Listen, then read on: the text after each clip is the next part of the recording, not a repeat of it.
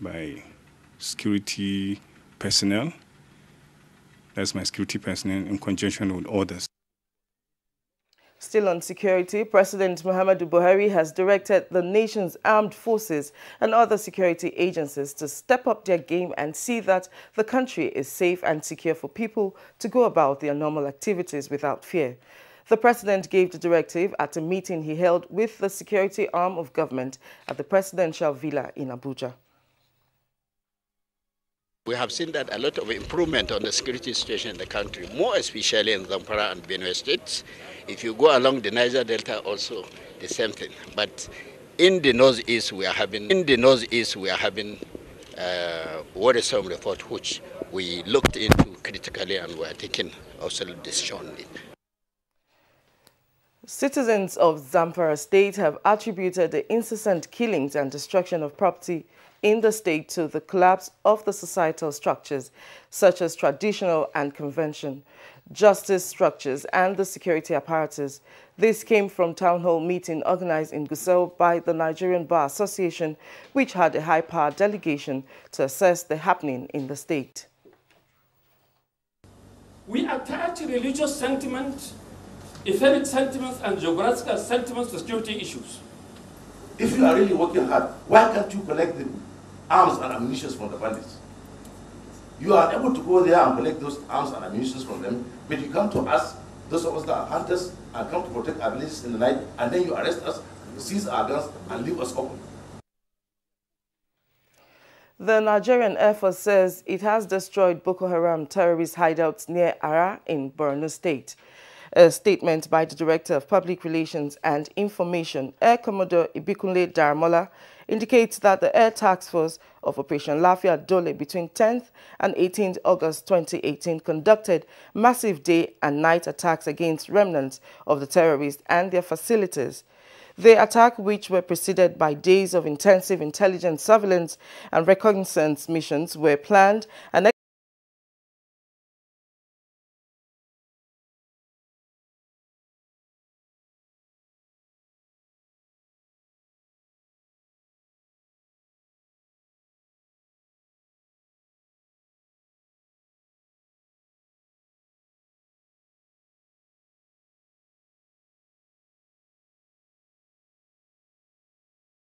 importing member countries and improve their cocoa economics through active and better focused project development and strategies for capacity building.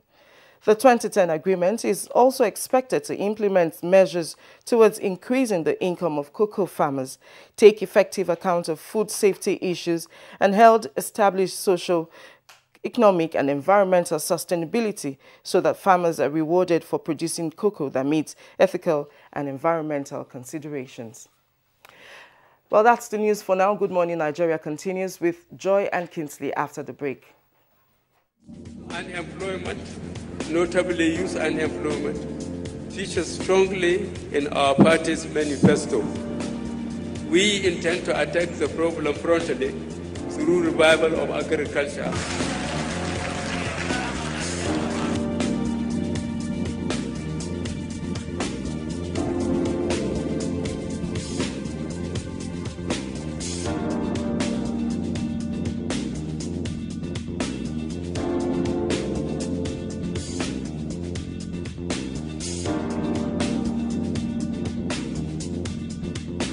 The 30K is going a long way.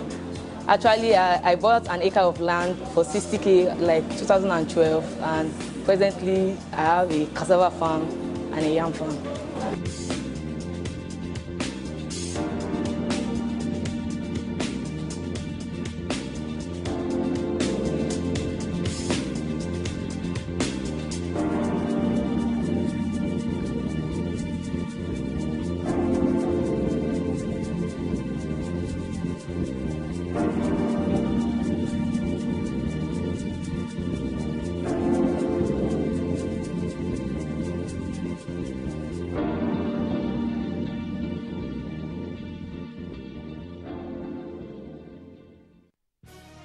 Reorganized, trained, and fully equipped, we are the new improved Nigeria Police Force. we fight crime. We bust syndicates. Whatever the crime, wherever the hideout, the Nigeria Police Force will get you busted. Stop kidnapping, armed robbery, murder, pipeline vandalism and other criminal activities. Be productive. Be security conscious. Join the police force to secure your life and property. This message is from the Nigeria Police Force Public Relations Department. What makes a Nigerian mom powerful? I trust the power of Dettol's One Capful for bathing. The power of Dettol's One Capful protects from up to 100 illness-causing germs. Be 100% sure. Psst, you in the air-conditioned office with the itchy throat. Strepsils. Girl in the spotlight with the raspy throat. Strepsils. You in the pollution. Yes, you. Dry throat. Strepsils. Hello in the downpour with the scratchy throat. Take Strepsils. Strepsils, with its soothing medicinal ingredients, will heal the harm done to your throat from external factors. Strepsils. Strepsils. Strepsils, for a dry, itchy, raspy, scratchy throat. Ladies and gentlemen, please welcome the daring and invincible Louis the Mosquito. Responsible for 200 malaria cases all on its own. Is there anything that can kill Louis? Morphine! Presenting Morti's Power Guard. Its powerful formula kills malaria mosquitoes fast. So, get Morti's Power Guard. Fake news which is shared for malicious purposes is a danger to our peace and security in Nigeria. Misinformation as fake news is a serious threat to our hard-earned democracy and promotes hatred and misunderstanding between our communities. We are all responsible for stopping the spread of fake news in its tracks. So, always check the source and credibility of any news item. Say no to fake news. This message is brought to you by the Federal Ministry of Information. Now you too can win big in the 2018 3 Crowns Mom of the Year competition. Yes, yes! A trip to Dubai for 3 is up for grabs!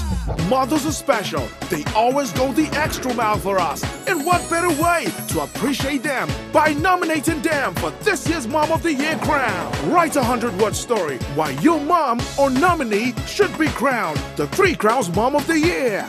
Submit your write-up, your nominee's picture with empty packs of 3 Crowns milk products at any collection center near you. Terms and conditions apply. 3 Crowns Milk. Healthy moms, happy families. Thank you for staying with us on Good Morning Nigeria. Now, the National Bureau of Statistics refutes media reports that Nigeria is still in recession. Let's get details of this and more on Business News with Joy Uzo. Happy Eid al-Kabir to all Muslims. Thanks for joining me on Business News. Financial institutions and other major economic activities will be closed for business today and tomorrow in commemoration of Eid al-Kabir. NTA Business News visited the Utako Market, one of the markets in Abuja metropolis, for a check on how buyers shopped and sellers fared this Salah. Though it was a race against time for those celebrating the Salah and others engaged in regular shopping. Most staples maintained their prices with noticeable reduction in a few others. For this Salah, they can't put our money. Before they reduce us small. But for this Salah, they don't make our cost. This one now buy at 12,000. Before they buy like 9,000, 8,005. I would say like 15 or 16. If you buy cost, you have to also sell to gain your money back. And to stocks, equities market extends gaining streak to open the week positive. The NSE All-Share Index records 0.21% gain to close at 35,341.90 basis points. Here is a graphic representation of Monday's closing figures.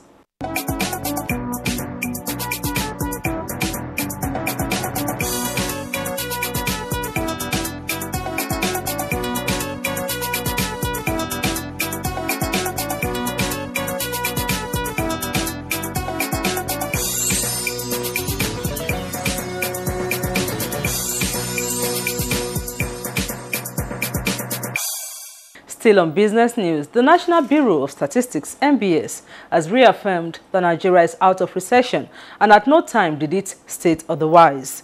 This is after media reports that the Statistician General of the Federation, Yemi Kale, through an electronic media, said the economy was still in recession. The Bureau, in a statement, however, maintained that the economy is in the second stage of recovery, heading towards sustainable growth, which is the last stage and should not in any way be mistaken for being in recession. That's business news. Many thanks for watching. I am Joy Uzo. Thank you very much, Joy, for the business package. Next now for us, we'll take a look at the front pages of today's newspapers in our review segment.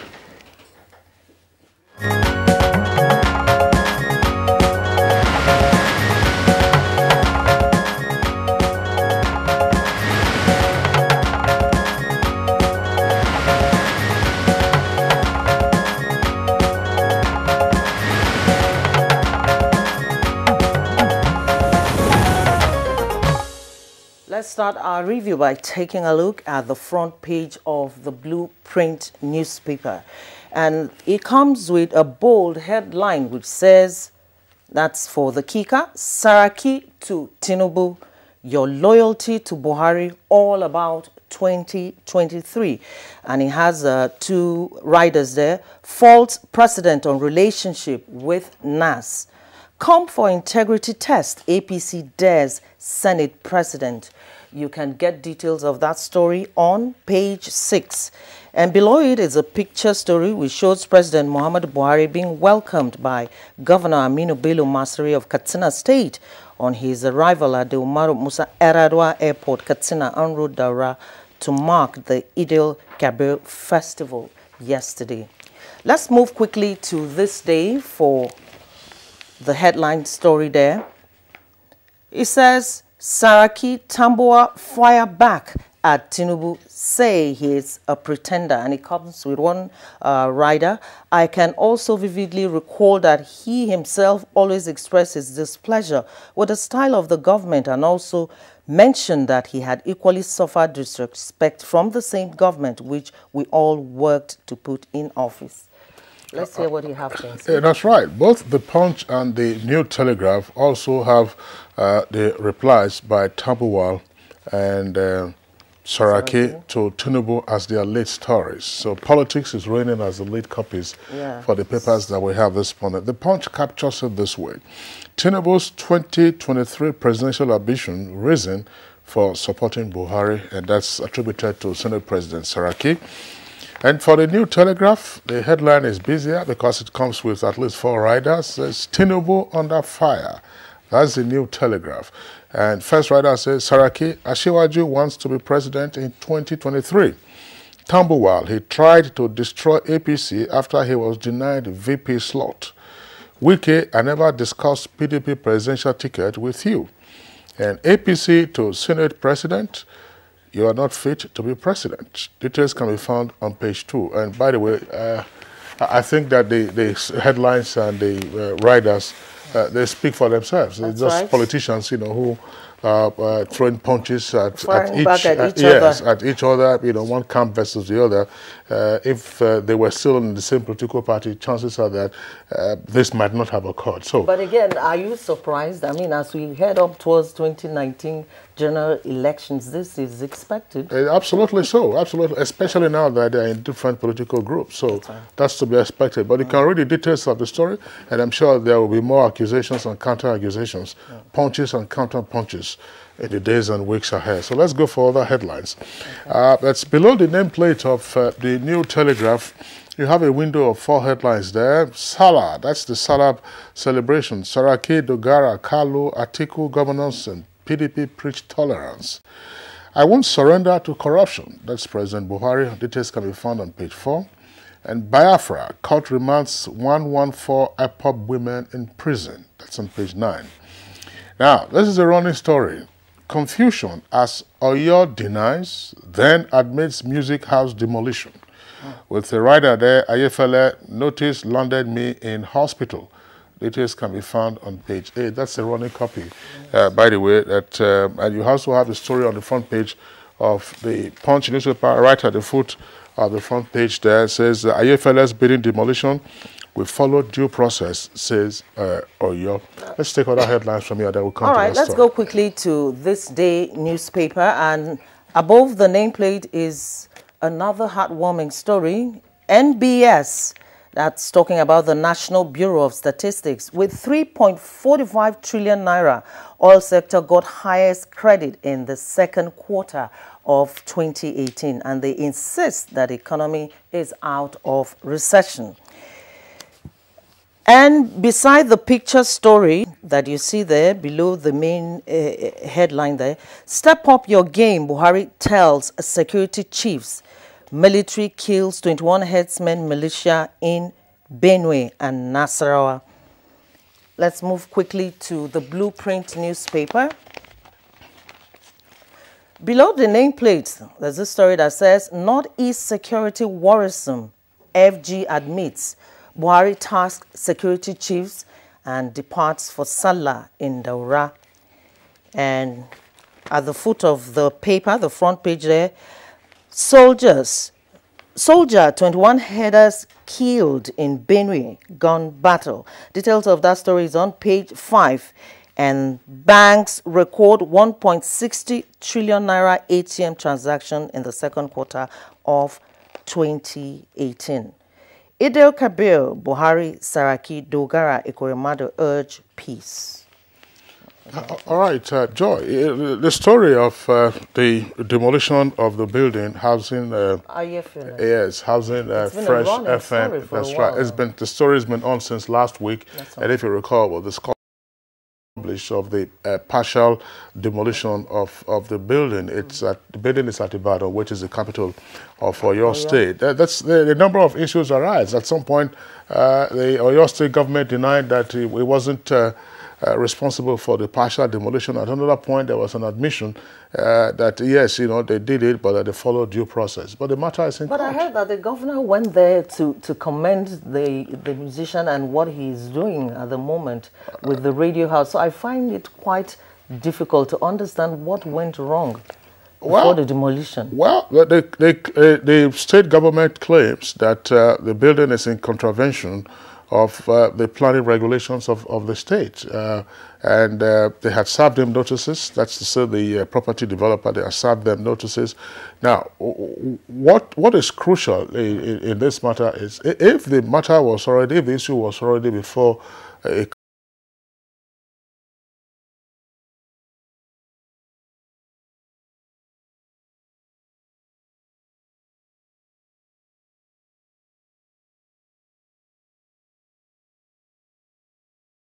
that arose, assuming the intention was to say, okay, this building contravenes the planning regulations, we have to remove it, provided there are no other structures in the location that also similarly contravene the building code or building regulations. From the way the partial demolition took place yesterday, it seemed as if, from a casual observer's position, that the intention was merely to cripple the business. And that's the view of most Nigerians who have been speaking to that same issue. Precisely. If you wanted to demolish the building, bring the building down and then evacuate the rubble. But we didn't see that yesterday. Of course, as we indicated, the matter is in court, and we do hope that they sort themselves out. Now, there are security stories still on the front page of the papers. Let's go very quickly now to the Punch newspaper. The Punch newspaper, on the earpiece there, says, just beside the nameplate, security report from Northeast worrisome, Defense Minister admits. Joy, that you also have that story. Same story. Yes, the federal government has admitted that there is a challenge with the security situation, and they are urging security operatives to also step up their game to see what they can do. Well, that's the outcome of one of the resolutions, if you like, of the meeting held yesterday between the president upon his return from his 10-day vacation and the security chiefs to say, look, step up your game. We had seen quite some remarkable improvement in the Northeast, but the spate of recurrent attacks is quite worrisome, and that is to say that the Boko Haram elements are not letting up in their continuing attacks down on IDP camps or in villages. The other day, they sacked an entire village and razed 40 houses. in a particular community. So it's significant that we recognize. Of course, recently, Joy, you also recall that the military high command had also reshuffled the key personnel, commanders and other operatives who are in that particular zone. And perhaps, the details of this are not matters that we can't discuss on air. But there was a report last week about soldiers, who were protesting at the Maiduguri airport because they said that they were being redeployed again to another location in the theater of operation in Borno after they had spent several years, 3 to 4 years, at the same location, and that this was against the rule of rotation of defense forces, and they were firing into the air, and that's, of course, the military authorities waded in and they tried to sort it out. But these are issues that they also look into to check out the morale of their staff, the commitment, the morale of their troops, and the commitment, to and even the welfare. Anti-insurgency efforts. That's right. Now let's take, of course, in Benue. Now the military has effectively stepped in, and we see the story there right at the foot of the front page of the other paper I have, which is the New Telegraph. And Joy, you also have that paper. It says, yes, Army, that's the foot of the front page of the New Telegraph. The Army neutralizing 21 herdsmen in Benue, but losing one soldier, unfortunately. And then suspects facilitates sale of arms and ammunition in prison. Details of that story can be found on pages 5 and 9. Yes. Joy, there's a story there. That's, by the way, I think you have that on the front page of this day. I also have it here on the front page of the Punch newspaper. It's an earpiece. It has to do again with the word voice that we are hearing from the south eastern part of the country. And that is to say 2019. That's the kicker. Emmanuel and Akpabio in war of words over governorship poll.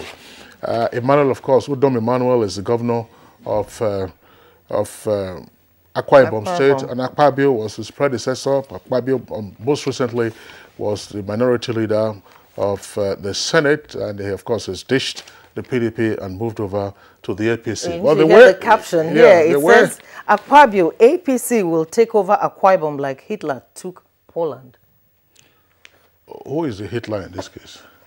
Ask me, I'm wondering. You'll find out about it on page 34. That's right. I think it's apparently some would say that that's inappropriate, describing whether the APC or describing whoever the individual is as Hitler. Like the Hitlerite invasion, it's one that is unfortunate, and we do hope that they would tone down on the rhetoric that we are hearing in the meantime. Right. NECO, that's right at the foot of the front page of the Punch newspaper. NECO releases results, over 70% pass English and maths. We have that. If you go to the blueprint also, beside one of the headlines there, it says 71% students pass English, maths in 2018, June, July, NECO. And another headline there, two other headlines, this time Punch newspaper, again at the foot of the front page. 2 women buy their old twins for 1.8 million naira in Imo. Pages 4 and 5. And Nigeria avoids FIFA hammer as federal government recognizes PINIC. Again, that's the ongoing, never-ending squabble in the house of football. NFF and the leadership squabble. So Nigeria, of course, has now avoided the FIFA hammer by Nigeria recognizing PINIC as the authentic leader of the Nigerian Football Federation. Let's take our editorial. Our editorial is from Daily Independent newspaper, and it's at page 16. And appropriately, it's on Eid al-Kabir 2018. The editorial says that for 3 days that the Eid lasts, Muslims should be moderate in their conduct and consumption, bearing in mind that Salah meat should be shared among family, neighbors, and friends, particularly the less privileged. Says the Eid should be marked, but of course with display of love and care for all. Prayers should be offered for the safe return of pilgrims and those who travel to celebrate with their families. And the paper, of course, like we here at NTA, wishing Nigerians a rewarding Eid al-Kabir. That's right, and it's in line with our focus this morning. That's right. This is the season when we should talk more about love, peace and caring for one another. That seemed to have disappeared so fast from our society today. Regrettably so, regrettably so. We'll get our guests to drill down on this topic when we return from this short break. Hate speech is not a joke. It incites genocide and crimes against humanity. Most of Africa's civil wars are caused by hate speech from one tribe against another. We don't want it here. The Nigerian government stands firm against hate speech. Under no conditions whatsoever should we tolerate or excuse or justify hate speech or hateful conduct of any kind, especially where such is illegal. There's no doubt that the resurgent push for separatism, as well as the rising cases of ethnic and religious disharmony, are all traceable to the growing phenomenon of hate speech. One nation bound in freedom. Security operatives have been directed to be civil, polite, and compassionate. Nigeria, one nation, one people. This is a public service announcement brought to you by NTA. These days, people get their news and information from more media sources than ever before. Some of the news and information given are fake, unverified, doctored, and manufactured to create confusion, stir disaffection, and cause disunity. Before you believe or share any news, ask yourself, is this real? Is it from a credible source? Is it verified or verifiable? Fake news is dangerous. Whether you do it for fun or for political gains, real people can get hurt. Fake news, don't create it, don't spread it. This is a public service announcement. You do great value shopping. Absolutely. I'm a champion at getting value. Then you must have bought the Harpic 200 ml. Why Harpic when I have this? Even after applying them 10 times, they won't give a sparkling clean toilet. Impossible. Challenge. Detergent and bleach can't give a sparkling clean toilet even after 10 times. But Harpic 200 ml gives a sparkling clean toilet at one go. Wow. Harpic 200 ml. Real deal. Now only 200 naira. Madam. Brought us as usual. As usual. You have no problem. For the three put you are welcome, sir. As usual, yeah? You take that one. You take that one. You don't understand? We want Nigerian homegrown rice. Finish. You don't have? You don't have? Join the rice revolution today. No other rice that tastes like Nigerian rice. Are you sorry? That's the Nigerian rice we are talking about. Chocolate made in Nigerian rice. Healthy food. I'm going to bring Mrs. Mobu to come to chocolate rice made in Nigeria here. And see how it are made. Correct. And how they are cook it. Correct. Homegrown rice are good for your health. It boosts our economy and give employment to our people. This message is brought to you by the Federal Ministry of Information and Culture. Win a trip to Dubai in the 2018 3 Crowns Mom of the Year promo.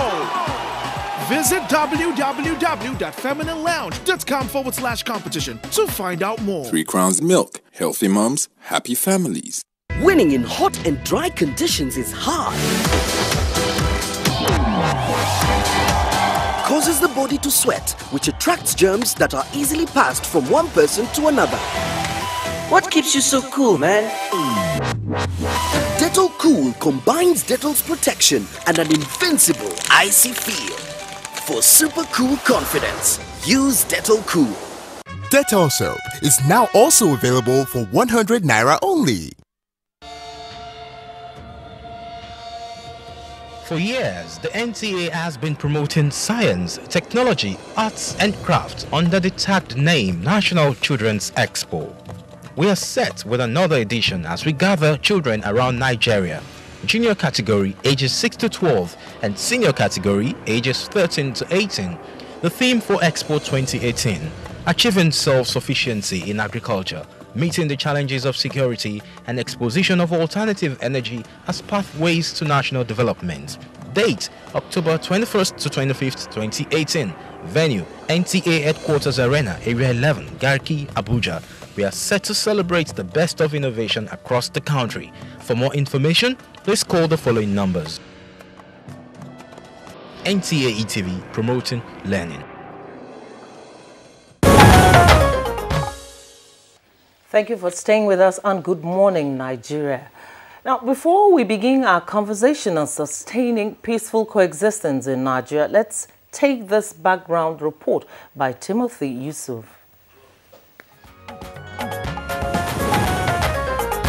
It is no longer news that Nigeria remains Africa's most populous country. High endowments in both minerals and human resources have also been an envy to the rest of the world. Experts, however, believe that the huge potentials of Nigeria are yet to be tapped after over 100 years of amalgamation and nearly 57 years of independence. They say many factors account for the lack of progress in the nation, which include corruption, greed, selfishness, ethnicity, insecurity, religious disharmony, and general lack of unity. Perhaps there is no time in the nation's history that the need for peaceful coexistence is more imperative than now, when all efforts are on deck for the development of the nation, even against agitations from different sections of the country. Many posit that as a nation that has proven to the world that it can forge ahead despite its diversity, evident in multiple ethnic, tribal and religious backgrounds, Nigeria's current challenges can be turned to opportunities if there is peace, friendship, good neighborliness and solidarity for peaceful coexistence and sustainable development. The responsibility of making this turnaround possible therefore becomes the responsibility of all, particularly those entrusted with leadership positions. As Nigerian Muslims join the rest of the world to mark Eid al-Kabir, lessons from this period of sacrifice are expected to provide a good platform for guests on Good Morning Nigeria to discuss the imperatives of peaceful coexistence in Nigeria. All right, thank you very much, Yusuf, for that background. We are being joined now by guests with us here in the Abuja studios. First, we'd like to welcome the Public Relations Officer of the Abuja Muslim Forum. He is Jibril Ibrahim.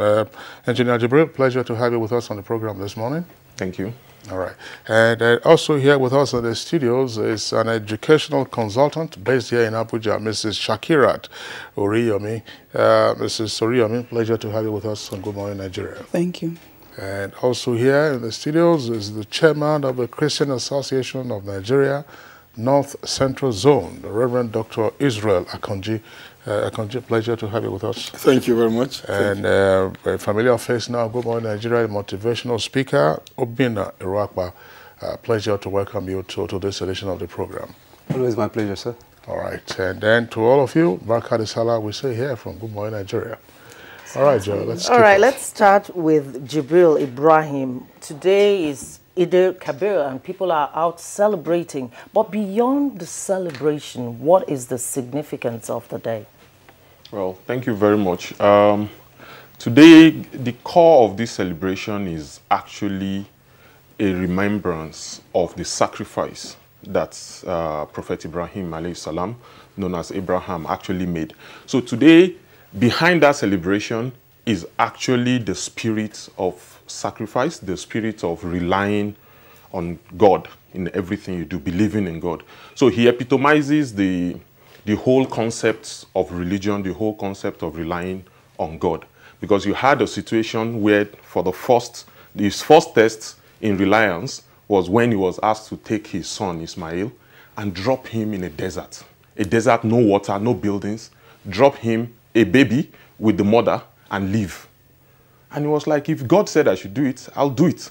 And he did that. When he left, God told him to come back when the child was barely 11 years.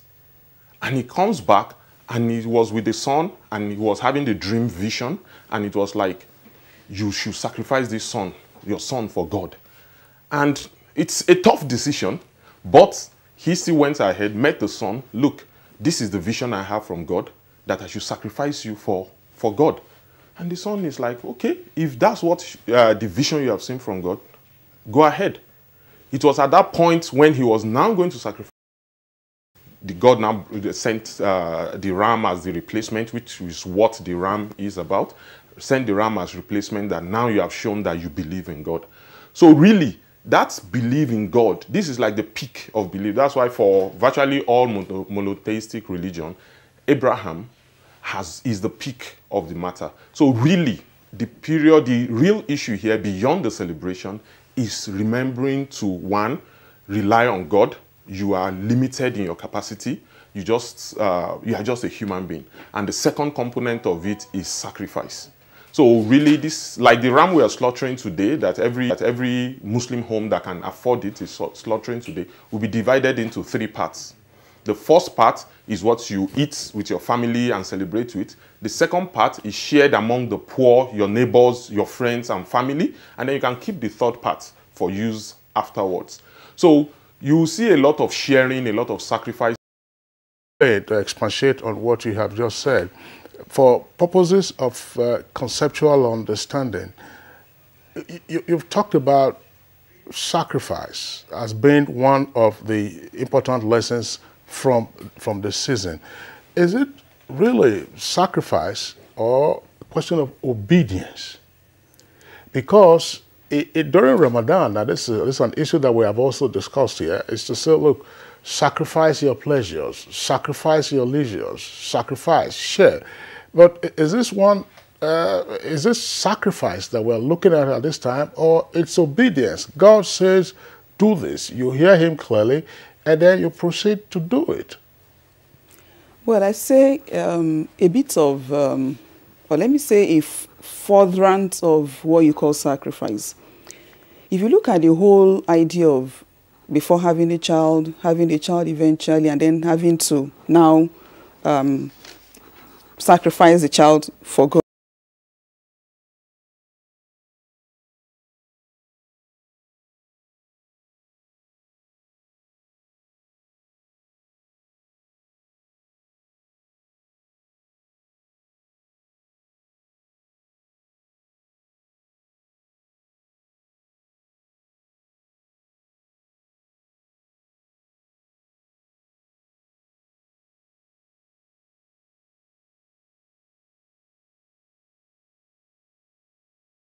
Again, it's better described as a commitment to God's order.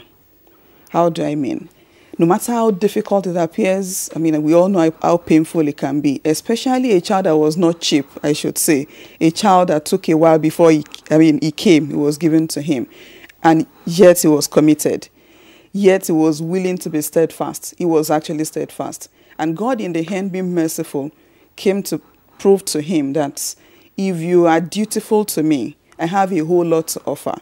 And that's part of a chapter of the Quran where Allah says, whoever is dutiful is going to provide him a way out. He says further, whoever is dutiful is going to provide for him from means the least expected. Whoever is dutiful is going to make sufficient for him, from means beyond anyone's comprehension. So really the whole concept is for us to be sure, for our beliefs to go beyond just a belief in our heart, but translate to what we do as our deed and how we relate to others. And of course, when we do this, it does not only benefit, for instance, in this case, a Prophet Abraham, as a father, as a leader, being committed equally showed on the child. Because of course, as he was committed, the child was equally committed to him. Meaning the child did not disagree when he said, this is what God wants of you. So it's, of course, equally teaches us to lead by example. As a father, as a leader, we should do what we expect others around us to do.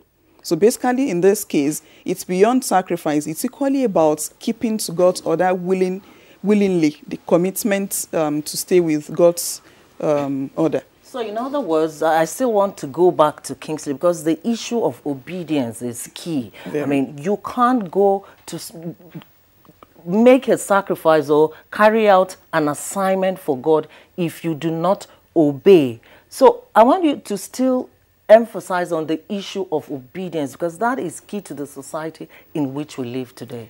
Yeah, definitely. Obedience is the number one. It's when you are obedient that you can actually get committed to a particular order, that you can remain steadfast, and then you can spread it to people around you. So for us as Nigerians, it's very important that we're obedient. It's very important that we are very true to what we call our creed. People would say Nigerians are the ones that are most religious.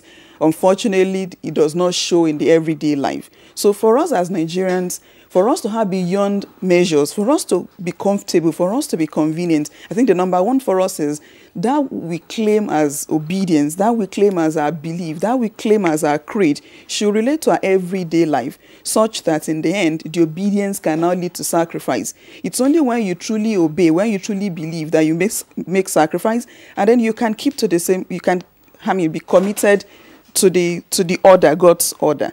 And of course, that should show in our relationship with one another. Whether you're a Muslim, you're a Christian, our belief should translate to our actions, and it would definitely bring about peaceful coexistence, and we'll all be happy in the end. Thank you, Shakira. Well, Kingsley, before we bring in Reverend and Obin, I think we should go back to Engineer Jubril. I actually wanted to pursue this issue of obedience and sacrifice and the whole spirit of the season. How do we then translate this or relate it to secular occurrences? Yes, God speaks to us. We recognize the reason why we should do this. Obeying God also means obeying the laws of nature. But some of the occurrences that we find in our society today would not appear to be in tandem with God's commandments. So how, therefore, can the faithful utilize the occasion of the season to remind themselves of the celestial injunctions that are inherent in what they're celebrating? Yeah. Thank you very much. I think it's for this period, that's a big issue to deal with. The issue here is for you to obey, for you to be committed. The first step is that the leader, the source of that instruction, the source of whatever belief, needs to be something you truly, agree with. So in a secular system like we have, the leadership, what the leadership shows. For example, currently we have relatively stable sort of leadership that a lot of people believe in. That belief and the actions of those leaders would, to a large extent, affect how people follow and obey what they give.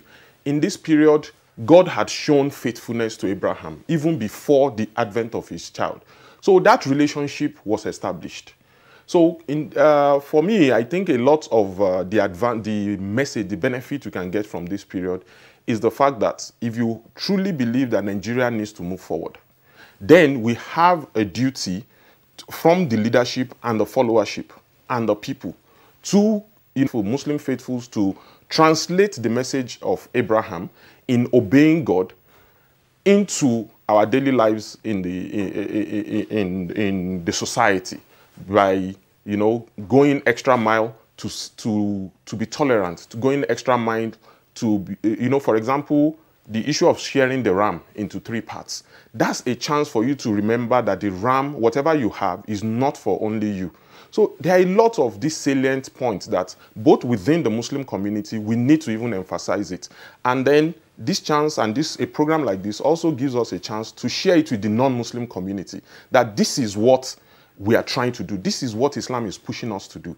So globally, even if you check, like I had even in Afghanistan, where they've been at war for so long, now they've had a truce because of this period. Because if Allah assists and that message comes, that realization of the essence of this period comes to you, you will see the people's hearts are softer. From the Muslim to other people, and from other people, if they understand what the essence of that period is, it's also a chance for them to know that this guy is going to be particularly nice this period. Let's crystallize a new relationship. Let's crystallize moving forward from there. So I think the big deal there is, how do we know some of these salient points, some of these issues that are associated with this period? All right, thank you very much. Just one point to also clarify. Yesterday was Holy Arafat Day. That's the eve of Eid. What is the significance of the Arafat Day on the eve of Eid? Let's bring in again Mrs. Oriyomi. Well, Arafat Day is one of those very special days. In fact, it's about the best day of the whole year. Arafat Day is such a special occasion that we seize the opportunity to beg for forgiveness. And the promise for those that are able to truly believe that they will be forgiven and seek forgiveness is that they do not only get forgiveness, but they equally get a lot of blessings afterwards. It's expected that, like someone would always say, the Arafat Day analogy is like someone who had a loan and was requested to pay back the loan and then now get a grant thereafter. So it means when you are forgiven, a lot of blessings come with it. It's stated in so many verses of the Quran where Allah says, when I forgive you, I will then open the heavens where you have reigned, you have children, a lot of barakah blessings, and lots of other things you can imagine. So Arafat Day is a day that we go all out to seek forgiveness, and it's believed that when we seek forgiveness and Allah grants it, we get to be forgiven the previous year sins, and then even the year that's to come after. And that's why you see a lot of us would fast, a lot of us would pray. So Arafat Day is a very significant event for us. And as for those able to make it to Hajj, Arafat is a very important part of the rite that you must not miss if truly you want the reward for Hajj. Okay, thank you very much. Joy, yes. I think let's bring in the Reverend Israel Akanji now. Right. I mean, our Christian viewers who will listen to this program and then listening to the explanations by our two guests who have been speaking would find these similarities in the biblical passages, with regard to issue of Abraham, his son, and then obedience to the commandment, and then God said, no, listen, this sacrifice shouldn't take place. Instead, use that ram. Give us, a sense of the relationship between these two religions. And then from there on, we now begin to ask ourselves, why do we have this antagonism that has crept up on us? Exactly. Thank you very much.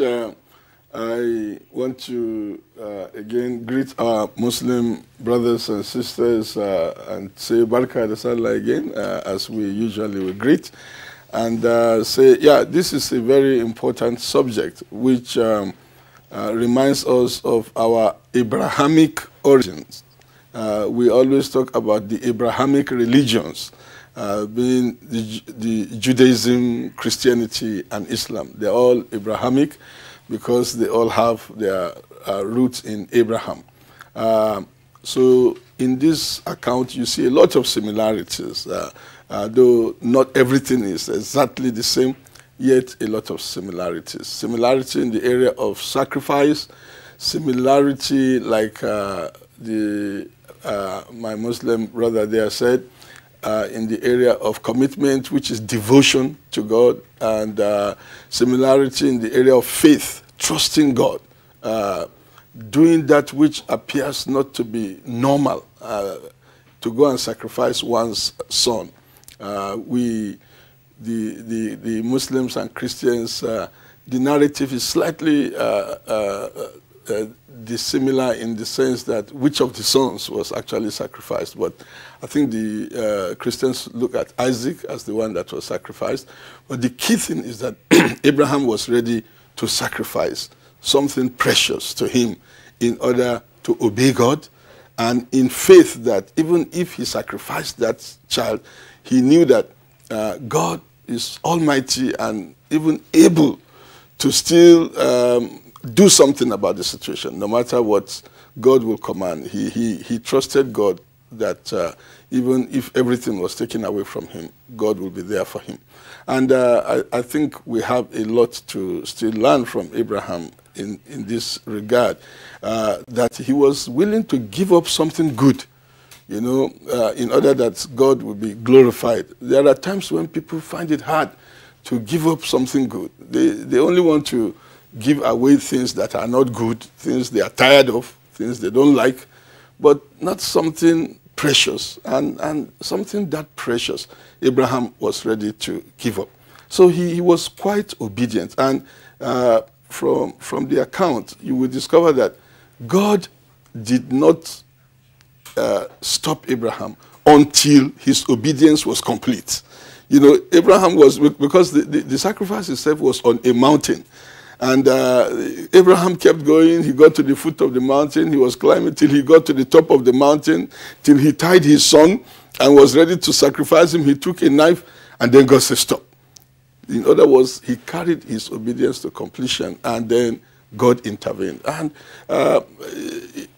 it shows again that God is a God of provision. In the least expected place, God provided an alternative for Abraham to use instead of his son. So some of the things that we need to know is that there are a lot of similarities and commonalities between Christians and Muslims, and there are examples for us to follow from our scriptures of people like Abraham. And like our brother said, Abraham, this was not, there was a case between Abraham and Lot, and Abraham delivered Lot from his enemies, and they said, okay, take all the booties. Abraham said, no, you can have it. I don't want to take it. So he was a man who lived a life of consistent sacrifice, and he was obedient to God. And I think the import of this is that we need to be sacrificial in our living. In the home, as husbands towards wives, we must be sacrificial, ready to give our time, give our precious things. As wives towards husbands, we must be sacrificial. As parents towards their children, we must be sacrificial. We must deny ourselves in order that our children will be what God wants them to be. And also, when we have opportunities in offices, in governance, you know, we must ensure that we live sacrificially, not to have everything to ourselves, but to help the poor people, the marginalized people that are in suffering. There are many people in IDP camps, people are in hospitals, and yet sometimes you see one person wants to take everything. It's not sacrificial at all. It's not ready to let go. And even sometimes you should give up your rights. There are certain things, they are your rights, they are really your rights, but in order for peace to reign and in order for people to be blessed, you can even give up your rights. These are some of the things we need to do. Thank you very much, Reverend Akonji. Let's go quickly to Obi Nairuakba. I see you nodding your head and listening to our other guests speak. And it is obvious that the concept of Eid Kabir is anchored on 3 key points: obedience, trust, sacrifice. Let's hear your views. Obedience, trust, sacrifice. I think it was Achebe that said, if you don't know where the rain started beating you, you won't know where it stopped. From what I've been listening to, as a student of history, I borrowed history in school, and I can tell you authoritatively that Christianity, Judaism, and Islam have the same origins. But the challenge I have is, what have we learned from history, from the origins of these religions? Reverend Akonji called it the Abrahamic religions. Did we really understand the nuances of these religions that we're practicing? So you see a situation where Lagos State alone has about 10,000 churches. I have mosques all over the place. But you go to countries like Finland, Denmark, and so on, and you see them ranking #1 on almost all the human development indexes. We pray, we do all night, we do fasting, and you begin to wonder, is it manifesting in the things we do? We talked about trust, commitment. I'm married to my wife, and she doesn't need to be there when I walk around the streets every day. I see beautiful ladies, and I have 2 eyes. But I'm committed to her in sickness and in health. Whether she's there or not, I'm committed to her. She's committed to me. The foundation of marriage, like you said, is trust. Someone said, if people like you, they will listen to you. I believe it was Zig Ziglar. If people trust you, they will do business with you. It comes down to trust. If I don't trust you, if there's no chemistry, I will not do business with you. As simple as driving. When you're driving and you have an advantage, and someone is in relative distress and needs to get out of a gridlock, are you ready to give up, like he said, for that person to pass? As simple as those things are. As I was coming here this morning, I knew I was rushing to the studios. I got to the stadium area and I saw a policeman trying to flag down a car. The car passed. I had passed him. I stopped and I reversed and picked him. If I follow the things that have been that have been moving around the social media, I won't pick him. I've heard about the uniforms that were smuggled in and how some people are fake, but I have a trust and belief in the God I serve, that nothing wrong will happen to me. Now, I stopped and I picked him and asked him, what's your name? He said he was going to the Villa Gate. I was coming to NTA. I made the sacrifice of driving all the way to drop this gentleman at the Villa Gate. And I was ready to explain to you, Joyce, Yago, and Kingsley, why I came in slightly late. It comes down to the story of the Good Samaritan. What sacrifices are we making? Is God going to come down from heaven and get Kingsley to give up? If Kingsley were to earn 100,000, I saw a post on Facebook, and I'm also asking, what are we even learning from what technology has done? We have the best of technology, we have radio stations, we have TV stations. What are we learning from the communication that is going around? So knowledge is short. 100,000. I'll give you an example. 100,000, which currency? Okay, Kingsley, choose the currency. But let's assume that Kingsley, I'll give you a scenario. If Kingsley earned 100,000 salary a month, and Kingsley gave me 5,000 of that salary. You know the implication of what Kingsley has done? See, Kingsley has sacrificed 2 days that he woke up early and went to work. Kingsley just gave me 2 days of his life. So I need you to understand that if we begin to understand, love your neighbor as yourself. Look at the similarities in the scriptures. It was as if when I was listening to Mrs. Anima Shaw, listening to Jibril, I could as well have been listening to my pastor, Sarah Magu, or probably listening to one of my role models, Sam Adeyemi. But there and then the scriptures, I said, the question is, these scriptures we quote, how close to our hearts are they? In our daily lives, how close is they? And I'll tell you, if you come down to African culture, I'll tell you, when the left hand washes the right hand washes the left hand. It comes and the tongue and the teeth are in the same enclave. Sometimes the teeth bites the tongue, but it is the tongue that lubricates the teeth. So they must live together. You know, when we go down into this discussion, we'll come down to all the constitutional conferences we've had, all of the issues that we've had. Do we really believe in this nation called Nigeria? The reason I'm dressed the way I'm dressed is because I believe in the country of Nigeria. So I wear green, white, green. Because you have to put your money where your mouth is. You have to practice what you preach. What I see is a lot of grammar in Nigeria, a lot of rhetorics in Nigeria, and when I get into business with people and I see their behavior, I wonder, are we really in the same place? All right, Obina, thank you very much. Let's pause you in the meantime. Let's hope that part of what I earn will come to you. So that I sacrifice 2 days of my earnings for you. But gentlemen and lady, thank you very much for the perspectives that you have brought. But I would like us again to take some aspects of what has been said. There are persons who would argue that the challenges of peaceful coexistence that we're having in Nigeria today arise from a number of factors. Some of them very well known. The rat race that we are in, mutual suspicion, the lack of trust, lack of respect for each and one another.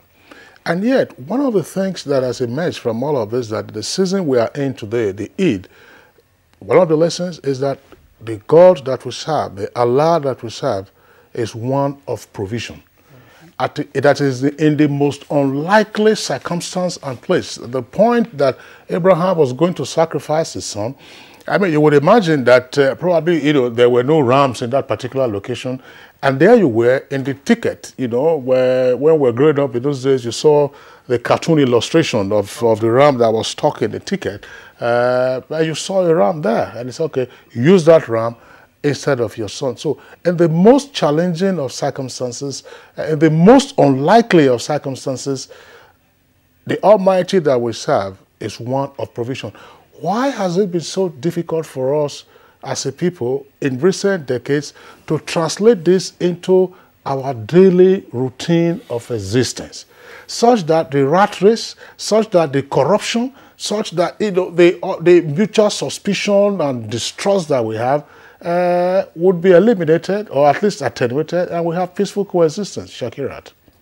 Well, I think just like in every relationship, the trust is number one. We got it, or let me say we began to get it wrong, where it became difficult for us to remember why we are here in the first place. It's the known, it's a known fact to every one of us that we're not just here for play, we're not just here for joke. We are here to serve God, for us to live the next life, eternal life, peacefully. But when we lose focus on why we are here, the tendency is we're going to look for what we are not likely to get. Like you said, the rat race. The tendency is we keep running up and down, morning till evening, even overnight sometimes. I realize some people actually work during the night while others are asleep. So it means we keep running up and down. No trust within families, no trust within small communities. Still, of course, it goes even national, even international, as you may want to acknowledge. So I think that's where the challenge started from. If we all can sit back and ask one another, ourselves, do a deep thought on your own to say, sorry, I don't think I'm living life the way exactly I would like to live it. Because the truth is, we are all not enjoying it. It's not just about me not enjoying and then others are happy. The tendency is everyone at this point in time is not, I'm happy, I'm fine. I know that as I'm going, the road is free. There are places you want to go to and you think not just twice, even thrice. In fact, your parents are where you want to go to a particular part of the country and they are screaming, please don't go. Your children are not comfortable going to that part. Almost every part of the country. Even when you take it down to the level of education, no one is comfortable. The rich are looking for universities that they are not likely to get result from. They want to go to some other places, but they are just not comfortable sending the children there. The poor wants to have access to education, they most times not able to.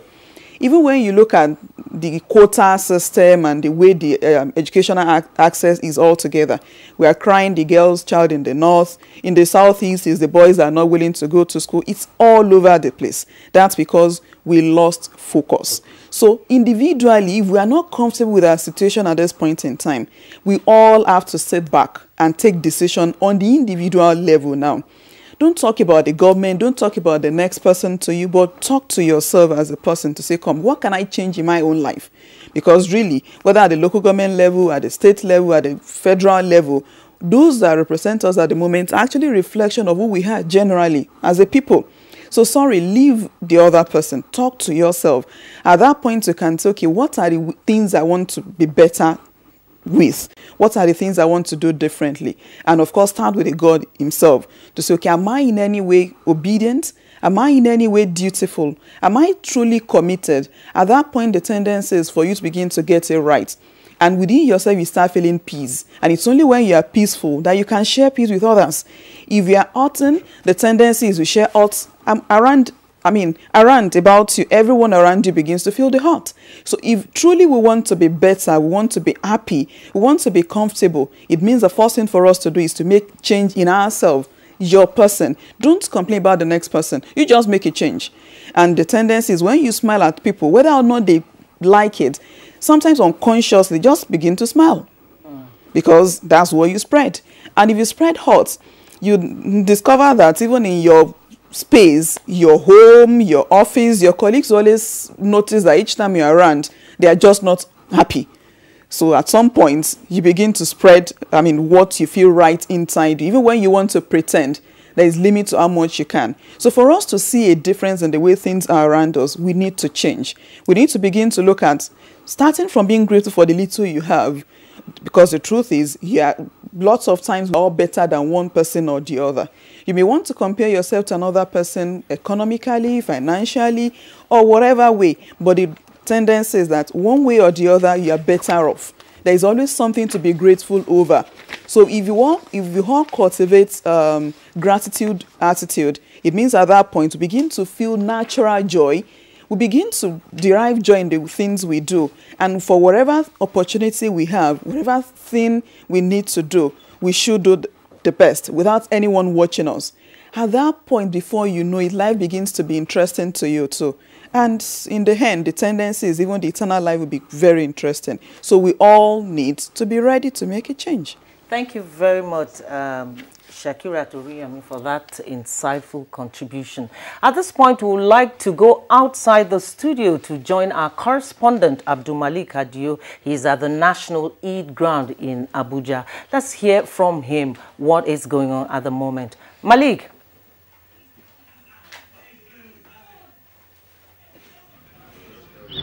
Once she gives you a good card, just let me know. Malik? All right, we'll rejoin Malik. Okay. So, Malik, give us an update of the situation right there at the Eid Ground. Oh, he's already online. Go ahead, talk. I can talk. Hello? Hello, can you hear me? Studio? Yes. Talk. You're on air. All right, let's come back to the studio. We're sure that our engineers would clear up the link to Abdulmalik, who is at the National Eid Ground. Once we have the connection to him again, we'll return because national prayers, of course, will be said on that ground later on this morning. That's Abdulmalik Adio, our correspondent there in Abuja. But let's return to our studios with our guests here with us. And by the way, we already have some tweets, but let's drive the issue of God of provision and one life of consistent sacrifice. We're bringing in again the public relations officer of the Abuja Muslim Forum. How, the question that Shakira answered in great detail, from your perspective, how do we translate this idea, this faith that our God, our Almighty, is one that provides for us in the most unlikely places, in the most unlikely circumstances, into a life of sacrifice that ensures that ultimately we all live peacefully and progressively as a country? Thank you very much. I think God is a God of provision, and but the way I think the mechanism works is that the divine instructions are there, and then we have a responsibility to interpret those divine injunctions into what we roll day in, day out. So what that implies is the spiritual life, your body, your soul kind of thing. So to a large extent, if we see our society now, we see a lot of disconnect between what we are, what we believe in spiritually, ideologically, and what the society represents. So if we first take it as, let's say, the beginning of Nigeria, so to say, when they say in team building, you have the formation stage, the storming stage, the numbing stage, and everything. I think Nigeria is going through a set of processes that how we manage it is very important. For example, the whole country was brought together, and for whatever reason, the civil war and everything. But you see now, instead of forces, bringing the country together, you see typically Muslims going to Muslim schools more and more these days, Christians going to Christian schools more and more these days. We are building more barriers in this spirit. So when we are supposed to be building trust, when we are supposed to be going extra mile for each other, it seems why we believe and share the patriarch, the Abrahamic origin for all of us is so important to Muslims. In fact, the Quran calls Abraham the father of all, the father of Islam. So if we share this, why are we building more and more walls? So this is a key issue that I think if you now take again between what we do in spiritual life and what the governance represents, we say Nigeria is Nigerians. We say Nigerians are religious people. We have so many churches and so many mosques. But when we get to the governance, we say no, the country is a secular state. Take religion out of it. I would rather think if we have a harmony between, because personally, I am a Muslim first. So if the country is structured in a way that it recognizes, I want a Christian to be able to understand me, I want to be able to understand Christian. I want us to get into governance and say, look, these are the rights, these are the sensibilities of a Christian, these are the sensibilities of a Muslim. Let's sit down and negotiate this thing.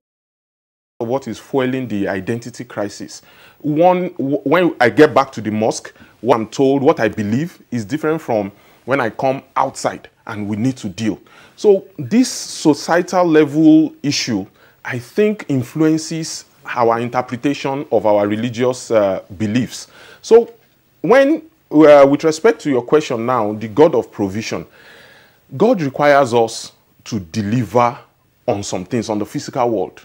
Just like He saw the dream. Abraham saw the vision. He saw it consistently and he was sure this is from God. He needed to implement it. He got to his son and he was like, look, this is the vision I've seen. He had a relationship, a solid relationship with his son. So he didn't land on his son and say, Gom, I've seen a vision, and he just grabs him and everything. He had a communication with him. So this is a translation of the vision from spiritual realm into managing it properly on the physical realm. So I think, sincerely, I really think the nation and the society would find fora like this where a Muslim can communicate what he means, why he's doing what he's doing, and a Christian can communicate why he's doing what he's doing, and then we can gradually start coming together around things that we have in common. I mean, like the Reverend said, the son that was sacrificed by Abraham is in contention. There is, the Muslim belief is Ismail. The Christian belief is Ishaq. No big deal. He emphasized the fact that whatever it is, Abraham was ready to sacrifice an only son. So we need to, find a way to bring the forces, more and more of these forces that understands that we have a lot more in common than in difference. And then we'll be able to isolate the extremists on both ends of the spectrum. Then we'll be growing the population of people that believe in working together, in collaborating. Because, look, there was a particular incident with the Prophet ﷺ, the Treaty of Hudaybiyah. After he left Mecca to Medina, he left under threat. But by the time he went to Medina, he was accepted. After a few years, he was coming back to Mecca. That time, the army, his team was large enough to come and conquer and take over Mecca. But they got to the boundary of Mecca, and the people of Mecca sent an emissary to him that, look, let's not fight war. I know you are capable. Let's discuss. Let's sign a treaty. He gave up a lot of things in that treaty just to have peace. So he negotiated a peace for a period. During that time, instead of attacking the city, they had a peaceful period, and then everybody, the whole society grew. And so the lesson from that is when you give peace a chance, development, other conversations can start. So I think God will implement his promises to us when we keep to our own side of the bargain of relying on him and managing our... In fact, sorry again, I want to add that one key thing, like a hadith says, that the heaviest thing on the scales on Judgment Day is a good character. On the Judgment Day, if they put all the scales of good deeds and bad deeds, the heaviest of them is a good character, how you relate with people and how people perceive you. Thank you. All right, thank you very much, Jibril Ibrahim. We'll come back to you in the course of this conversation. Let's link up with Malik, who is ready now at the Eid ground to give us an update of what is going on there. Malik? Are you ready? Hello and thanks for joining us from the studio. We're here live at the National Eid Prayer Ground in the nation's capital, where Muslim faithfuls from Abuja have converged to observe the 2-rakat prayer to commemorate the Eid al-Kabir celebration. Today's event of the Lahijjah in the Islamic calendar, which signifies the slaughtering of ram as a sacrifice made by Prophet Ismail. As you can see behind me are gaily dressed Muslims making their way into the Eid ground, and a heavy presence of security personnel to ensure that it's an Eid-free exercise. Well, to talk about the significance of today as regards to slaughtering a ram, I have with me the Imam at the National Mosque. Assalamu alaikum, sir. Wa alaikum assalam wa rahmatullahi ta'ala wa barakatuh. It's a pleasure to meet you, sir. Thank you very much. Can you speak to us as regards the significance of today, sir? Bismillah wa salatu wa salam ala Sayyidina Rasulillah. Today is Salah Day. As we all know, it is the day which Muslims celebrated across the globe. This to coincide with the act of Prophet Ibrahim alayhi salatu wassalam, when he was commanded by Allah subhanahu wa ta'ala to slaughter his only son Ismail. But Allah in his infinite mercy has no intention of making Ismail to be slaughtered. He did that to test Ibrahim to see whether if he is going to submit to the will of Allah or not, and also to test Ismail himself also to know whether if he is ready to submit to the will of Allah subhanahu wa ta'ala. Alhamdulillah, when Ibrahim was commanded by Allah, this verse came to the Prophet on what Ibrahim says to his son. He said, Ya bunayya, inni ara fil manami anni azbahuka fanzur madha tara. Oh my son, I have seen, just like a dream, that I'm slaughtering you. This is a command from Allah. What is your opinion? Then the son answered, Ya abati fa'al ma tu'mar. Oh my father, do as you are directed by Allah. Satajiduni insha'Allahu min as-sabirin. Inshallah, you are going to find me the patient. So the two submitted to the will of Allah subhanahu wa ta'ala. So in that regard, Allah in His infinite mercy sent a ram from heaven to Ibrahim, and that ram was substituted with Ismail. So Ismail went free and the ram was slaughtered. That's the beginning. Alright, having to slaughter this ram, when it comes to the spirit of sharing, should be one of the major essence of today. You can tell us other essence of today when it comes to being your brother's keepers and all of that. The sharing formula of today's meat is this. Of course, the head of the family is expected to slaughter a ram for himself and the entire family.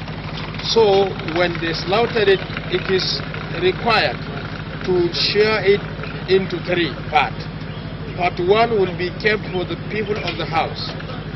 The second part will be shared among the loved ones, the friends, the neighbors. While the third one will be taken out to the less privileges, to the needy ones in the society, with regardless of their background, religion, whatever. As long as they fall under the less privileged, they are entitled to be given the third share for them to also test the festivity. MashaAllah. How should a Muslim behave in this time? Alhamdulillah, Muslim is expected to behave by submitting himself to the will of Allah subhanahu wa ta'ala. Obey all the constituted authorities, which means a Muslim should respect the law of the land while doing this festivity. Jazakumullah khairan. Thank you very much. All right, that's the situation for now at the National Eid Prayer Ground, but I want to bring on the person in charge of police personnel to talk as regards the security situation when it comes to the National Eid Praying Ground here in the nation's capital. He's making his way to me right now, and we're getting signals by 9, inshallah. The prayer is going to start, and the Chief Imam is going to coordinate the prayer. Well, with me now, joining me is ACP to talk about Mr. Ayo. It's a pleasure, sir. All right, sir. Baraka de Salah, yes, Baraka de Salah. Sorry, we'd like you to talk on the security situation here at the National Eid Prayer Ground. How peaceful and how... The government state of Abuja is providing security for an effective and safe Salah celebration. The General Police and his Sister Legend and his colleagues and other agencies together. That's why we're here. We synergize and we've done our deployment. It is not just a up from today. The program has been on for about 2 days prior to this moment. But this is the climax of it. We are assuring every Nigeria and our Muslim brothers coming around that they have a safe environment, a safe city. All right, many thanks, Mr. Ayo. All right, well, that's the situation here at the National Eid Prayer Ground. The watchword and the message is be your brother's keeper and share whatever you have in good faith and in oneness together. It's back to the studio. Thank you very much, Abdul Malik, at the Eid Ground in Abuja. And the message is the same. It's still about sharing, caring, sacrifice and obedience. We'll take a short break now. When we return, we'll continue with our discussion in the studio. If you hear a bomb explosion or gunshots of an active shooter, that might be a terror attack. At such times, always remember 3 action words: run, hide, report. Don't try to run towards the terror scene to save the situation, because there might be a second bomb blast or another attack. Run far away and take cover. Make sure you are safe first. Yes, it is in our nature to sympathize over the hurt, but remember, only trained personnel can help in such situations. When in a secured environment, promptly call relevant authorities and help will come. For anonymous reporting, call 09630-3250-5 or 0813-2222-106. If you see something, say something. Nigeria unite against terrorism. This message is brought to you by the Federal Ministry of Information and Culture. Can I see your particulars, sir? Officer, my particulars no dey here. In that case, you'll have to come with me to the police station. Officer, which levels? Where I for find you something, make you take arrange your weekend. What? Offense number 1, driving without particulars. Offense number 2, trying to bribe an officer of the law. I won't harass Nigerians or take bribe. Change begins with me. This message is brought to you by the National Orientation Agency in conjunction with the Federal Ministry of Information and Culture. All right, you're welcome back, and it's still Good Morning Nigeria. We are reaching you on the network service of the Nigerian Television Authority. Let's take some of your tweets that have come in now via our Twitter handle at NTAGMN. Mike Ayanko has this tweet. Says the importance of peaceful coexistence in Nigeria cannot be overemphasized, and this can be achieved and sustained when we see each other as one, irrespective of ethnicity, religion, or otherwise. It has potentials of enhancing growth and development. Now, this can also be sustained when extant laws of the land are obeyed and offenders are adequately reprimanded to serve as deterrents. Now, the law enforcement agencies should be on top of their duties, and leaders of communities should always preach peace to their members. And this one is coming from Dele Jack Solomon Meji. Tweets, NIREC and other interfaith societies must rise above board. This is because they are yet to achieve religious harmony in Nigeria. However, interfaith training and promotion of peaceful coexistence is recommended as a veritable tool for achieving religious tranquility in Nigeria. Olu Abe tweets that fairness and equity only would encourage and sustain peaceful coexistence in Nigeria. Let us do away with tribalism, nepotism, and other practices in this great nation, because they will do us more harm than good. And the next one is coming from Festus Akimboyewa. He tweets, the sacred books of our two main religions promote peaceful coexistence. Sadly, instead of using the religions to build growth, development, and peaceful coexistence, many politicians are promoting religion for their own self-seeking interests to seize power. This must stop. Amogbalaho has this tweet. Now, peaceful coexistence will be guaranteed in an atmosphere of equity, fairness, and egalitarianism. Anything short of this will lead to chaos. Individuals in different engagements of life must see and treat each other beyond ethno-religious inclination. The next one is coming from Sani Michael Omakuji, and he tweets, kudos to NTA's crew as you try to bring pressing matters for public discussion. However, it baffles me a lot if our leaders take time out to watch these programs on NTA. They preach against hate speech, but look at how they're throwing hate words against each other. It's so sad. It is not enough to talk about peaceful coexistence on TV and radio when leaders are still dining and whining with issues like gross nepotism, religionism, sectionalism, individualism, ethnicity, hooliganism, abuse of power, and of course favoritism. They should lead by example. All right, those are the set of tweets we'll take in the meantime. We have other tweets, but let's return very quickly to our guest. Let's bring in again the Reverend Israel Akanji. Reverend Israel Akanji, that's a point, of course, very important points that you guys have raised this morning. One issue that I would like us to drive home is one articulated by the Public Relations Officer of the Abuja Muslim Forum, that's Jibril Ibrahim. And it talks about, it poses a question, why are we building more walls? Considering the Abrahamic origins of the major faiths, Judaism, Christianity, and Islamic religion. Why are we building more walls? And along with that question is, why have the extremists tended to gain more attention and relevance in our existence today? Well, thank you very much. I think the event of Abraham sacrificing his son is quite important for us to, again, look into as a means of changing our attitude towards one another, of building walls and erecting pillars against one another.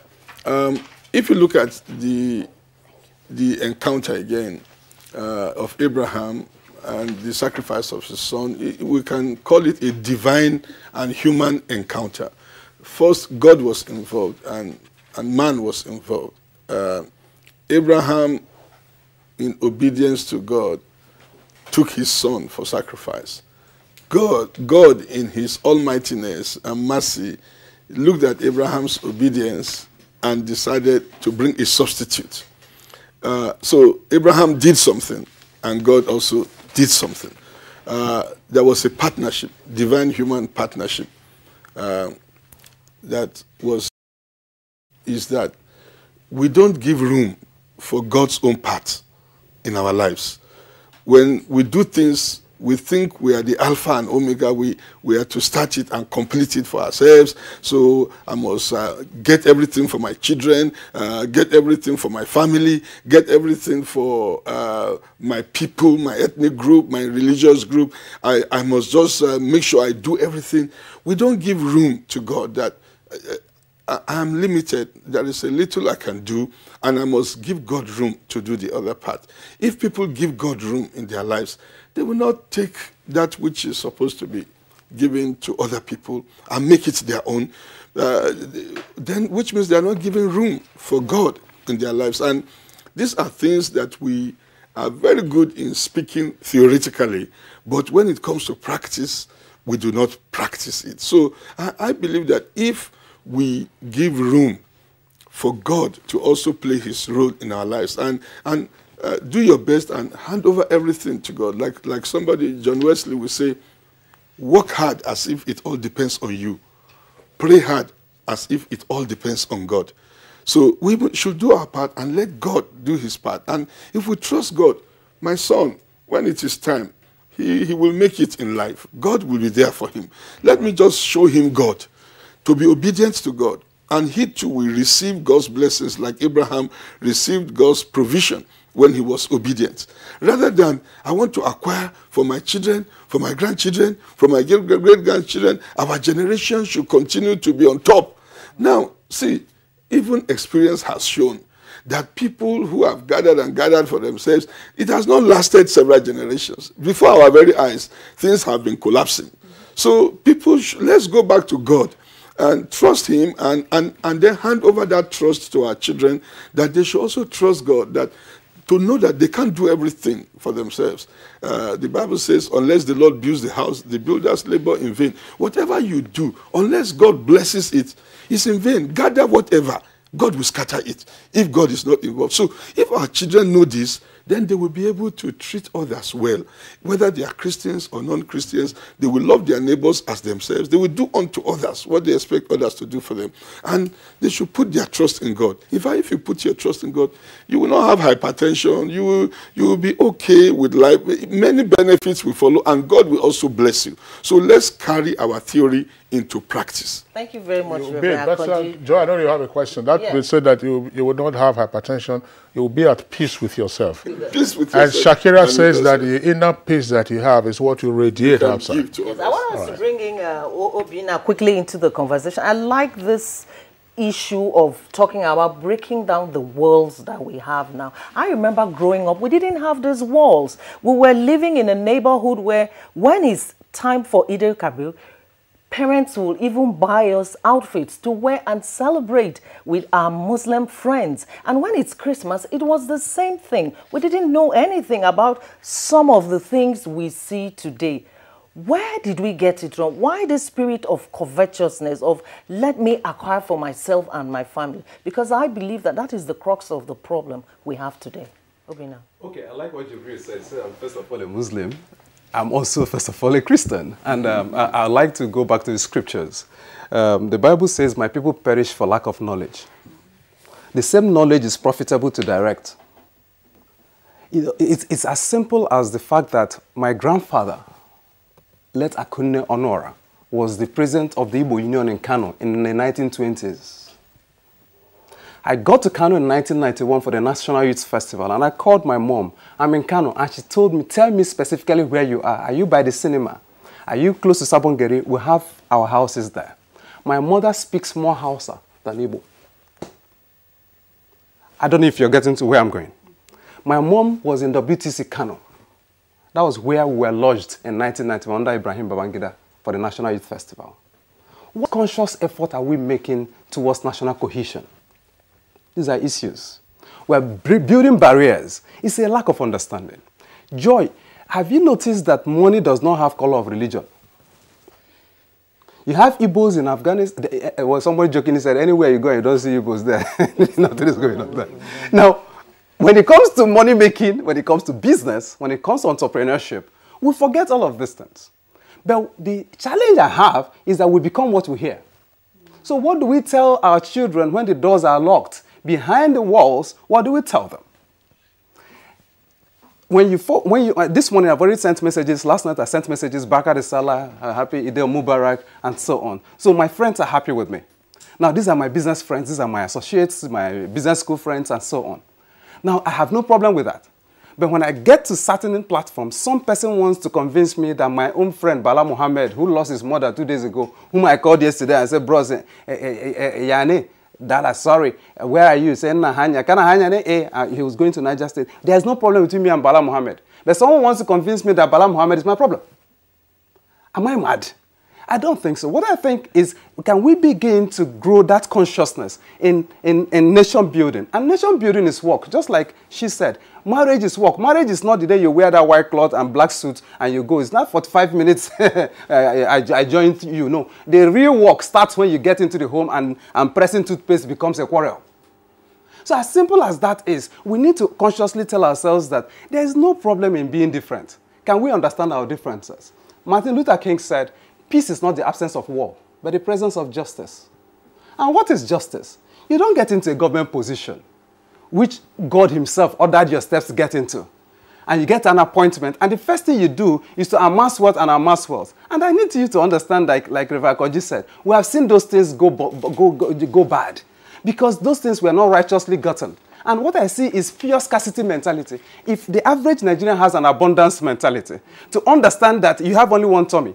And like I was listening to Pastor NTA some time ago, he's a medical doctor, and he said, no matter what you eat, if you like, eat Transcorp and Nikon Luxury and all of them put together, if you don't go to the Mr. White, you know what I mean by Mr. White, the other side, you would just suffer from constipation, and you will have health problems. If we can understand that it's not in what we eat, it's about what we give to others. Life is about others. It's not about you. So consciously, I believe strongly that if we can begin to talk to ourselves, to understand that after this whole earth, like she said, we're going to end somewhere and we're going to give account of our lives. And when it comes to relationship with other human beings, seek first to understand before you are understood. Like Stephen Covey was saying, the 7 habits of highly effective people. Part of the challenge we have in Nigeria is that we don't even try to understand the next person before we try to push our own agenda. Once you get the other person to understand you, you will be amazed at how the other person will give you way. A philosopher said this, and I'll say this, that if you want anything in life, get as many other people as possible to get what they want, and you get what you want. And I've seen that happen. I've seen people just give me advantage because they feel that sometime in the past, I gave them some form of advantage, and it's time for reciprocity. Sacrifice.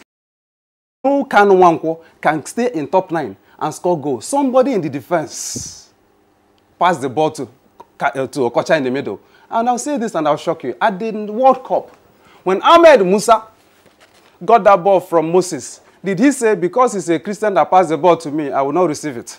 When he scored the goal, Joy Osiagu, your name is, call the goal. Joy Osiagu, your name is Joy Osiagu, you're probably a Christian. Didn't you jump and shout, go? It was when you can say, what has happened here? We didn't mind whether Ahmed Musa was a Christian. When he scored the second goal, many people say, Ahmed Musa, I saw some Christian girls saying, Ahmed Musa, please marry me.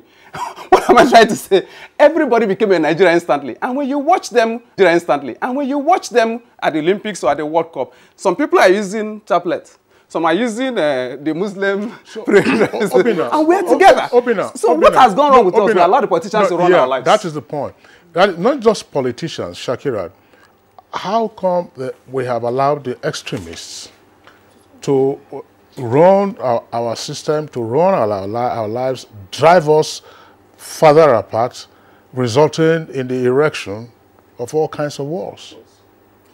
Well, really, I think, like I said earlier, it's about individuals that come together to form a community.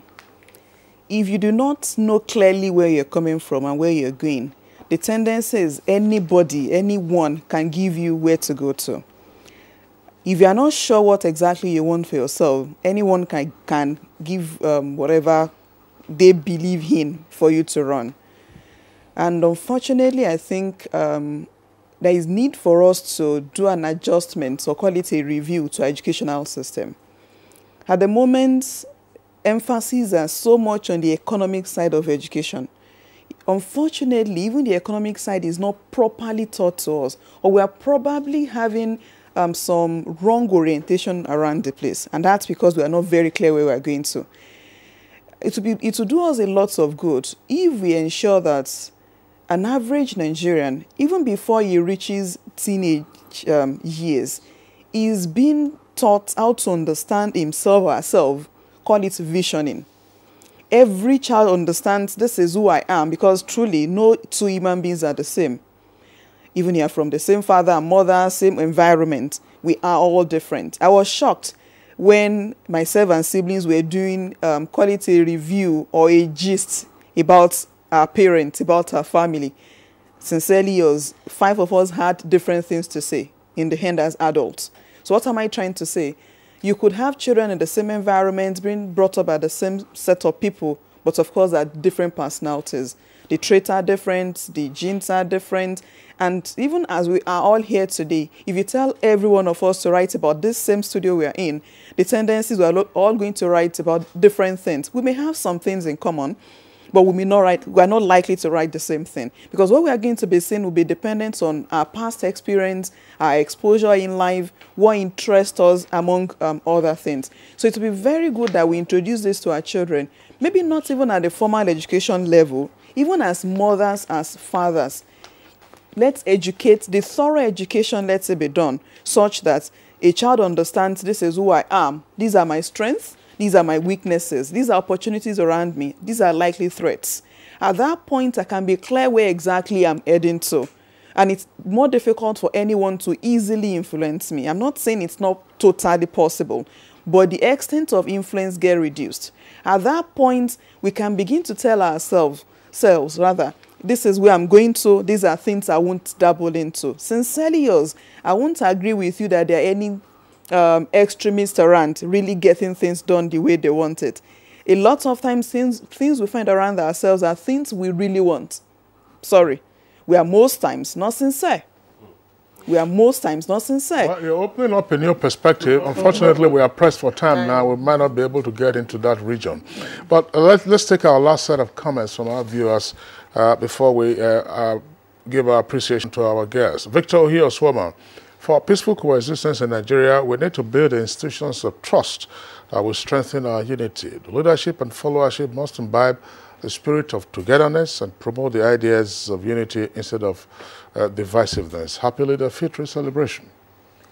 Sani Michael Omakuji, here we are preaching peaceful coexistence, but some people kill in the name of religion. On this note, I want the Imam and Pastor to point out to Nigerians where in Quran and Bible, God says we should kill our fellow human beings in the name of religion. It is barbaric and sad. Kelechi GC has this tweet. Now to peacefully coexist in Nigeria, we as a people must learn to draw boundaries between our religious lives and national lives. We must learn to find a way of keeping the Nigerian dream alive, irrespective of our different religious beliefs. I guess that's about... There's one from Charles here. There's a question there from Charles. We'll get the answer. It says, the question is for the Christian cleric. Is there anything wrong in eating the shala meat? If I find one, if I get one today, I will eat. I am waiting to get out of the studio to eat, but let's hear from you. Well, thank you. There was one that also caught my attention, that on this issue of killing, and I across the stratas of the society, high and low and medium, and we are called when children are born, we are called during marriages, we are called when people die. We have such great opportunity to pass on the relevant message for peaceful coexistence, and we should not be seen to be the ones promoting any such violence and division in the nation. I think we should keep that. And I want to say this without forgetting that everybody should remember we came to this world poor, and we will leave this world poor. You came naked, without clothes or anything. When you will leave this world, all these houses and all these things you are amassing that is making you to treat your neighbor badly, you will leave everything. You will not go with anything. Let's remember that always. And it should now make us to be sensible in treating one another well. Now, concerning eating the meat,